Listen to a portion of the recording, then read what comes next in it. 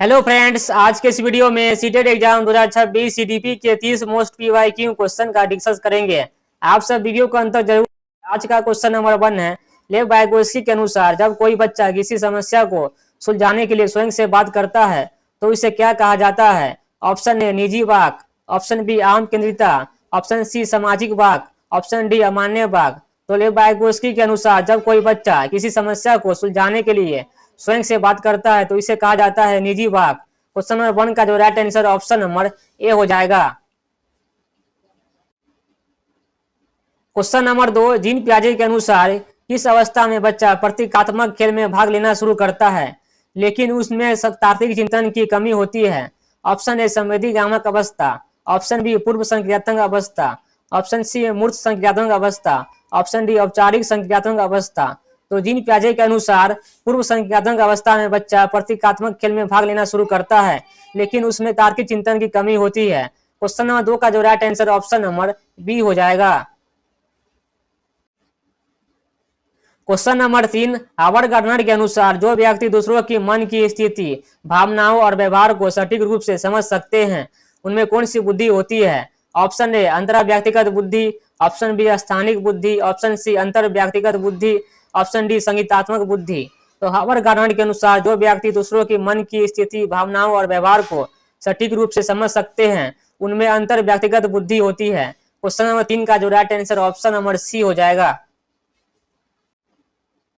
Question number 4, Lawrence Kohlberg के नैतिक विकास के सिद्धांत में दंड एवं आज्ञा पालन अभिविन्यास किस स्तर से संबंधित है? ऑप्शन ए पारंपरिक स्तर, ऑप्शन बी उत्तर पारंपरिक स्तर, ऑप्शन सी स्वायत्त स्तर, ऑप्शन डी पूर्व पारंपरिक स्तर। तो लॉरेंस कोलबर्ग के नैतिक विकास के सिद्धांत में दंड एवं आज्ञा पालन अभिविन्यास पूर्व पारंपरिक स्तर से संबंधित है। क्वेश्चन नंबर 4 का right answer option number D हो जाएगा। क्वेश्चन नंबर 5, एक समावेशी कक्षा में विभेदित आकलन का मुख्य उद्देश्य क्या है? ऑप्शन ए छात्रों की व्यक्तिगत विविधताओं और सीखने की शैलियों का सम्मान करना, ऑप्शन बी केवल मेधावी बच्चों के लिए कठिन परीक्षा लेना, ऑप्शन सी कमजोर बच्चों को कक्षा से अलग बैठाना, ऑप्शन डी सभी बच्चों के लिए एक ही कठोर प्रश्न पत्र लागू करना। तो एक समावेशी कक्षा में विभेदित आकलन का मुख्य उद्देश्य है छात्रों की व्यक्तिगत विभिन्नताओं और सीखने की शैलियों का सम्मान करना। क्वेश्चन नंबर 5 का जो right answer option number A हो जाएगा। क्वेश्चन नंबर 6, निम्नलिखित में से कौन सा बच्चे में स्वतंत्र चिंतन को बढ़ावा देता है? ऑप्शन ए केवल, ऑप्शन बी करके सीखना एवं अवसर देना, ऑप्शन सी कंठस्थ करना, ऑप्शन डी शिक्षक केंद्रित वातावरण। तो करके सीखना एवं अवसर देना बच्चे में स्वतंत्र चिंतन को बढ़ावा देता है। क्वेश्चन नंबर 6 का जो right answer option number B हो जाएगा। क्वेश्चन नंबर 7, प्राथमिक स्तर पर बच्चों में पठन अक्षमता की पहचान के लिए कौन सा शब्द उपयोग किया जाता है? Option A dyscalculia, option B dysgraphia, option C dyslexia, option D ADHD. तो प्राथमिक स्तर पर बच्चों में पठन अक्षमता की पहचान के लिए डिसलेक्सिया शब्द उपयोग किया जाता है। क्वेश्चन नंबर 7 का जो right answer option number C हो जाएगा। क्वेश्चन नंबर 8, एनईपी 2020 के अनुसार 3 से 8 वर्ष की आयु के बच्चे के लिए कौन सा शैक्षणिक चरण निर्धारित किया गया है?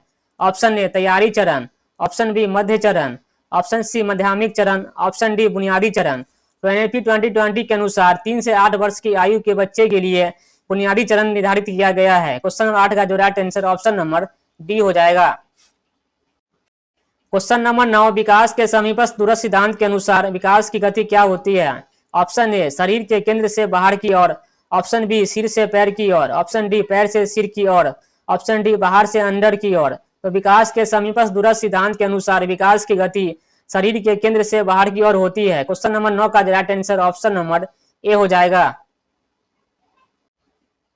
क्वेश्चन नंबर 10, बाल केंद्रित शिक्षा में शिक्षक की भूमिका किस रूप में होती है? ऑप्शन ए तानाशाह के रूप में, ऑप्शन बी सुगमकर्ता के रूप में, ऑप्शन सी केवल परीक्षक के रूप में, ऑप्शन डी मुख्य दर्शक के रूप में। तो बाल केंद्रित शिक्षा में शिक्षक की भूमिका सुगमकर्ता के रूप में होती है। क्वेश्चन नंबर 10 का right answer option number B हो जाएगा। क्वेश्चन नंबर 11, पियाजे के अनुसार जब बच्चा अपने पुराने विचारों या स्कीमा में संशोधन करके नया ज्ञान सीखता है तो यह प्रक्रिया क्या कहलाती है? ऑप्शन ए आत्मसातीकरण, ऑप्शन बी संतुलन, ऑप्शन सी समायोजन, ऑप्शन डी वस्तु स्थापित। तो पियाजे के अनुसार जब बच्चा अपने पुराने विचारों या स्कीमा में संशोधन करके नया ज्ञान सीखता है तो यह प्रक्रिया कहलाती है समायोजन। क्वेश्चन नंबर 11 का जो right answer option number C हो जाएगा। क्वेश्चन नंबर 12, सृजनात्मकता की पहचान के लिए सबसे महत्वपूर्ण तत्व कौन सा है? ऑप्शन ए अभिसारी चिंतन, ऑप्शन बी एक ही उत्तर रटना, ऑप्शन सी दूसरों का अनुकरण करना, ऑप्शन डी अपसारी चिंतन। तो सृजनात्मकता की पहचान के लिए सबसे महत्वपूर्ण तत्व है अपसारी चिंतन। क्वेश्चन नंबर 12 का जो right answer option number D हो जाएगा। क्वेश्चन नंबर 13, बैगोसी के अनुसार बच्चे के सीखने में ढांचा या पाठ क्या प्रदान करता है? ऑप्शन ए वयस्कों द्वारा दी जाने वाली अस्थायी और अपरिवर्तनीय मदद, ऑप्शन बी वयस्कों द्वारा दी जाने वाली अस्थायी सहायता, ऑप्शन सी केवल गलत उत्तरों पर दिया जाने वाला दंड, ऑप्शन डी पूरी तरह से हल किया हुआ उत्तर। तो बैगोस्की के अनुसार बच्चे के सीखने में ढांचा या पार प्रदान करता है वयस्कों द्वारा दी जाने वाली अस्थायी सहायता। क्वेश्चन नंबर 13 का जो right answer option number B हो जाएगा। क्वेश्चन नंबर 14, निम्नलिखित में से कौन सा नकारात्मक टैगवर्ड है जिससे शिक्षक को बचना चाहिए? ऑप्शन ए बालकों का पृथकीकरण और नामकरण, ऑप्शन बी समावेशन, ऑप्शन सी विविध दृष्टिकोण, ऑप्शन डी अर्थपूर्ण अधिगम। तो निम्नलिखित में से बालकों का पृथकीकरण और नामीकरण से शिक्षकों को बचना चाहिए। क्वेश्चन नंबर 14 का जो right answer option number A हो जाएगा। क्वेश्चन नंबर 15, लोकोमोटर डिसेबिलिटी से प्रभावित छात्रों को किस कार्य में सबसे अधिक कठिनाई होगी? ऑप्शन ए शब्द सुनने में, ऑप्शन बी शारीरिक गतिशीलता चलने और दौड़ने में, ऑप्शन सी भाषा के अर्थ को समझने में, ऑप्शन डी पुस्तक के अक्षर को पहचानने में। तो लोकोमोटर डिसेबिलिटी से प्रभावित छात्रों को शारीरिक गतिशीलता चलने और दौड़ने में सबसे अधिक कठिनाई होगी। क्वेश्चन नंबर 15 का right answer option number B हो जाएगा। क्वेश्चन नंबर 16, सतत एवं व्यापक मूल्यांकन में व्यापक शब्द का क्या अर्थ है?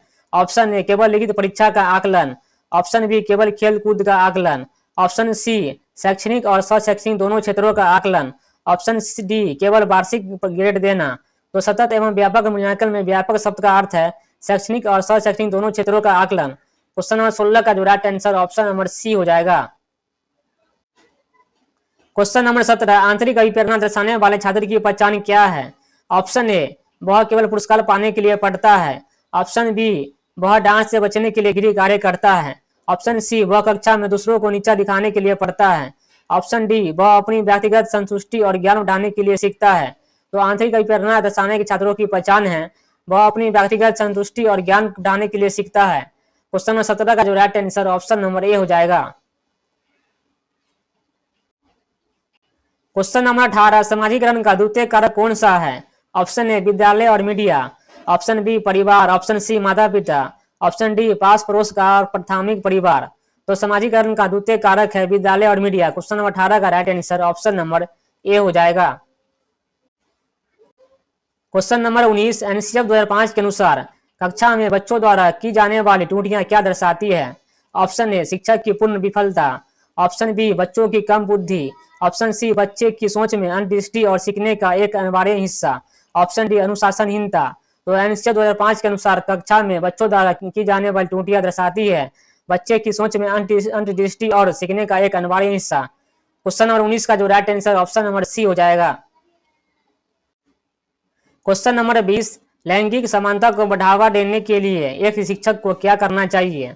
ऑप्शन ए केवल लड़कों को विज्ञान और लड़कियों को कला विषय देना, ऑप्शन बी केवल लड़कियों को कक्षा का मॉनिटर बनाना, ऑप्शन सी लड़कों और लड़कियों को जेंडर न्यूट्रल भूमिका में शामिल करना, ऑप्शन डी कुछ दोनों के लिए अलग अलग कक्षाएं चलाना।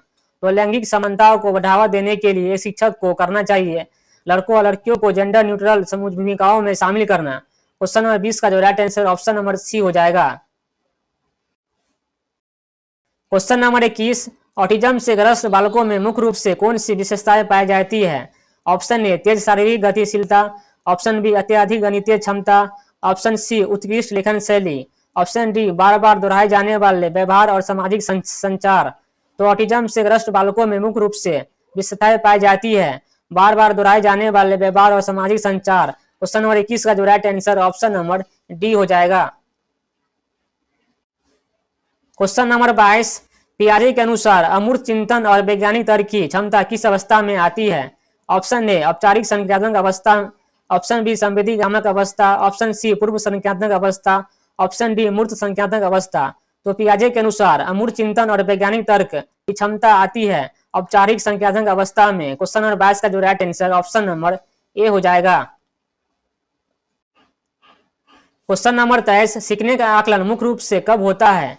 ऑप्शन ए शिक्षण अधिगम प्रक्रिया के दौरान, ऑप्शन बी सत्र या इकाई के अंत में समेटिव रूप में, ऑप्शन सी पाठ शुरू होने से पहले, ऑप्शन डी कभी भी नहीं। तो सीखने का आकलन मुख्य रूप से होता है सत्र या इकाई के अंत में समेटिव रूप में। क्वेश्चन नंबर 23 का जो right answer option number B हो जाएगा। क्वेश्चन नंबर 24, बाल्यावस्था की उत्तर बाल्यावस्था की आयु सीमा कितनी मानी जाती है?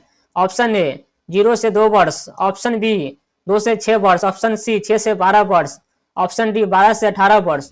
तो बाल्यावस्था की उत्तर बाल्यावस्था की आयु मानी जाती है 6 से 12 वर्ष। क्वेश्चन नंबर 24 का right answer option number C. Question number 25, समावेशी शिक्षा का मूल मंत्र क्या है? ऑप्शन ए केवल विकलांग बच्चों को अलग स्कूल भेजना, ऑप्शन बी सभी बच्चों को उनकी योग्यताओं की परवाह किए बिना समान गुणवत्ता वाली शिक्षा देना, ऑप्शन सी केवल प्रतिभाशाली बच्चों पर ध्यान केंद्रित करना, ऑप्शन डी आर्थिक रूप से कमजोर बच्चों को स्कूल से बाहर रखना। तो समावेशी शिक्षा का मूल मंत्र है सभी बच्चों को उनकी योग्यताओं की परवाह किए बिना समान गुणवत्ता वाली शिक्षा देना। क्वेश्चन नंबर 25 का जो right answer option number B हो जाएगा। क्वेश्चन नंबर 26, ADHD से पीड़ित बालकों को शिक्षण अधिगम में संलग्न करने का सबसे अच्छा तरीका क्या है? ऑप्शन ए लंबी अवधि के व्याख्यान देना, ऑप्शन बी उसे दिन भर एक ही कुर्सी पर बैठाना, ऑप्शन सी लंबे कार्यों को छोटे लचीले और प्रबंधनीय खंडों में बांटना, ऑप्शन डी बालक को प्रतिदिन दंडित करना। तो ADHD से पीड़ित बालकों को शिक्षण अधिगम प्रक्रिया में संलग्न करने का सबसे अच्छा तरीका है लंबे कार्यों को छोटे लचीले और प्रबंधनीय खंडों में बांटना। क्वेश्चन नंबर 26 का right answer option number C. Question number 27, प्रगतिशील कक्षा में ज्ञान का निर्माण कैसे होता है? ऑप्शन ए केवल शिक्षण द्वारा भाषण देने से, ऑप्शन बी केवल पाठ्य पुस्तक के उत्तर रटने से, ऑप्शन सी छात्रों को एक दूसरे के साथ तुलना करने से, ऑप्शन डी छात्रों की सक्रिय सहभागिता और सहयोगात्मक अधिगम द्वारा। तो प्रगतिशील कक्षा में ज्ञान का निर्माण होता है छात्रों की सक्रिय सहभागिता और सहयोगात्मक अधिगम द्वारा। क्वेश्चन नंबर 27 का right answer option number D हो जाएगा। क्वेश्चन नंबर 28, डिस्कैलकुलिया अधिगम अक्षमता का सीधा संबंध किससे है? ऑप्शन ए गणितीय संक्रियाओं और गणनाओं को समझने में कठिनाई, ऑप्शन बी सुंदर लिखने में कठिनाई, ऑप्शन सी भाषा बोलने में कठिनाई, ऑप्शन डी ध्यान केंद्रित करने में कठिनाई। तो डिस्कैलकुलिया अधिगम अक्षमता का सीधा संबंध है गणितीय संक्रियाओं और गणनाओं को समझने में कठिनाई। क्वेश्चन नंबर 28 का right answer option number A हो जाएगा। क्वेश्चन नंबर 29, कोहल वर्ग के किस स्तर पर बालक नैतिकता का निर्धारण समाज के स्थापित नियमों और दूसरों की अपेक्षाओं के आधार पर करता है? ऑप्शन ए पूर्व पारंपरिक स्तर, ऑप्शन बी पारंपरिक स्तर, ऑप्शन सी उत्तर पारंपरिक स्तर, ऑप्शन डी स्वयंता नैतिक स्तर। तो कोहल वर्ग के पारंपरिक स्तर पर बालक नैतिकता का निर्धारण समाज के स्थापित नियमों और दूसरों की अपेक्षाओं के आधार पर करता है। क्वेश्चन नंबर 29 का जो right answer option number B हो जाएगा। क्वेश्चन नंबर 30, पियाजे के अनुसार वस्तु स्थापित का क्या अर्थ है? ऑप्शन ए यह समझना कि वस्तु सामने न होने पर भी उनका अस्तित्व बना रहता है, ऑप्शन बी वस्तुओं का कार्य के आधार पर क्रमबद्ध करना, ऑप्शन सी नियमों के अनुसार बोलना, ऑप्शन डी अमूर्त अवधारणा को समझना। तो पियाजे के अनुसार वस्तु स्थापित का अर्थ होता है यह समझना कि वस्तुएं सामने न होने पर भी उनका अस्तित्व बना रहता है। क्वेश्चन नंबर 30 का जो right answer option number A हो जाएगा। तो आज का वीडियो कैसा लगा, उम्मीद करते हैं अच्छा लगा होगा। तो आप सबसे रिक्वेस्ट है कि वीडियो को लाइक शेयर और चैनल को सब्सक्राइब करें ताकि आपको हर दिन नए वीडियो सीटेट एग्जाम से रिलेटेड मिलता रहेगा। धन्यवाद।